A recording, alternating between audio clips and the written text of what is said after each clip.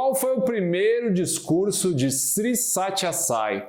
O primeiro discurso foi chamado de Veneração na Mente e foi proferido no dia 1º de junho de 1953. Na ocasião, Sai Baba tinha 27 anos de idade. O discurso foi proferido em Prashanti Nilayam. Esse discurso ele aparece no livro Palavras de Sathya Sai, volume 1. Na parte inicial do discurso, Sathya Sai comenta, ele fala sobre aquele dia que publicamente ele apareceu como Sai Baba. Ele diz que a primeira canção que ele ensinou para aquelas pessoas que se agruparam no jardim para onde ele foi ao sair da casa de um erudito em Telugu foi o Bhajan Manasa Bhajare Guru Charanam Dhustara Bhavasagaradharanam. Então, Sai Baba ressalta a importância da veneração na mente, a importância da veneração do Guru na mente. Sai Baba segue falando no discurso sobre os presentes que ele recebe, as guirlandas de flores, as frutas. Ele comenta o seguinte: eu não preciso de suas guirlandas de flores e nem de suas frutas. Coisas que vocês compram por 1 ou 2 centavos, elas não são genuinamente de vocês. Deem-me algo que seja de vocês, algo que seja puro e fragrante, com o perfume da virtude e da inocência e lavado nas lágrimas do arrependimento. Ele segue dizendo: guirlandas de flores e frutas vocês trazem como artigos do show, como uma exibição de sua devoção.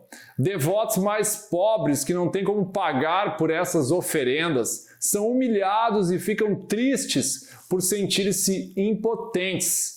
Eles não podem demonstrar sua devoção da mesma maneira grandiosa com que vocês o estão fazendo. Coloquem o Senhor em seus corações e ofereçam a Ele os frutos das suas ações e as flores de seus pensamentos e sentimentos íntimos. Essa é a veneração de que eu mais gosto, a devoção que mais aprecio. Na sequência desse discurso, Sathya Sai comenta um dado interessante. Ele fala o seguinte: os primeiros 16 anos desta vida foram, como lhes tenho dito frequentemente, o período em que o jogo da criança divina Balalila predominou, e os 16 anos seguintes estão sendo despendidos mormente em milagres, de forma a dar júbilo a esta geração. A alegria e o contentamento são sensações efêmeras. Vocês têm que agarrar este estado da alma e fazer dele um bem permanente, a bem-aventurança.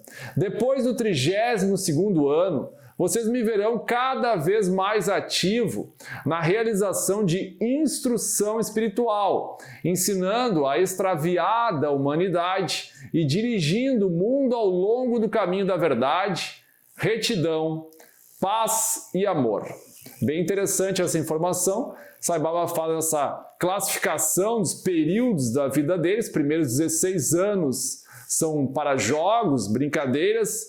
Os 16 anos seguintes estão mais focados em milagres e na sequência, depois dos 32 anos de idade, ele vai estar mais focado na instrução espiritual. Foi o que ele fez até o final da vida dele, até próximo ao final da vida dele, focou bastante a sua atenção na instrução espiritual, na qual ele proferiu diversos discursos e fez também deu instruções individuais ou para pequenos grupos.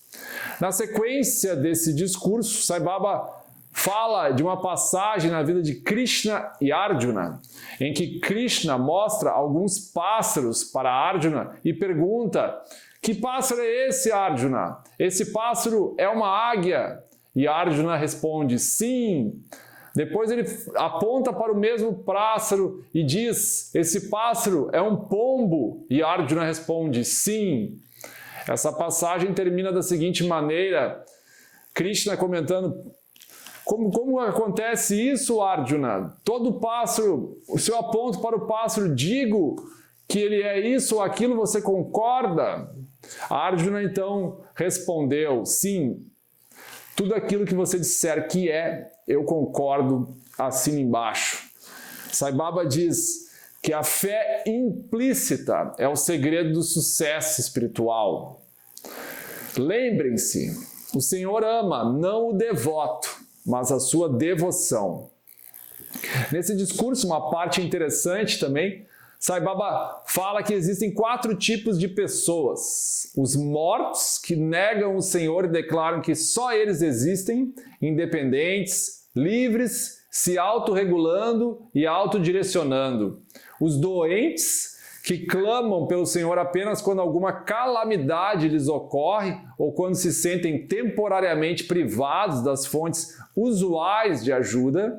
Os lerdos, que sabem que Deus é o eterno companheiro e vigia, mas que só se recordam disso às vezes, quando a ideia é potente e vigorosa. E, finalmente, os sãos, que têm uma fé estável no Senhor e que vivem sempre em sua presença criativa e reconfortante. Na sequência desse discurso, Sai Baba traz uma informação bem interessante. Ele fala sobre Kunti.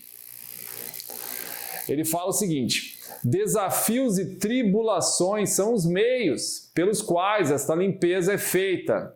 Essa é a razão pela qual Kunti orou a Krishna. Dá-nos sempre pesar para que jamais o esqueçamos. Eles são como as dietas e outras restrições que o médico prescreve para suplementar o efeito do remédio da repetição do nome de Deus. Então, desafios e tribulações são como as dietas e outras restrições que o médico prescreve para suplementar o efeito do remédio. Que remédio é esse? A repetição do nome de Deus.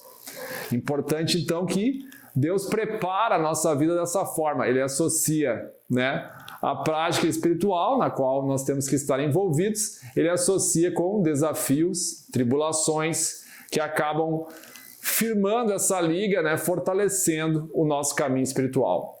Na parte mais final do discurso, Satya Sai diz o seguinte, que a disciplina espiritual é primordialmente exigida para o controle da mente e dos desejos, atrás dos quais ela corre. Se vocês acharem que não têm condições de vencer, não desistam da prática espiritual, mas façam-no ainda mais vigorosamente, pois é a matéria em que vocês não conseguiram nota suficiente para passarem que exige um estudo especial, não é mesmo? Disciplina espiritual significa limpeza interna, tanto quanto externa. Vocês não se sentem refrescados quando usam roupas sujas após o banho, não é? E tampouco se sentem refrescados se usarem roupas limpas, sem tomar banho. Ambos são necessários, o externo e o interno.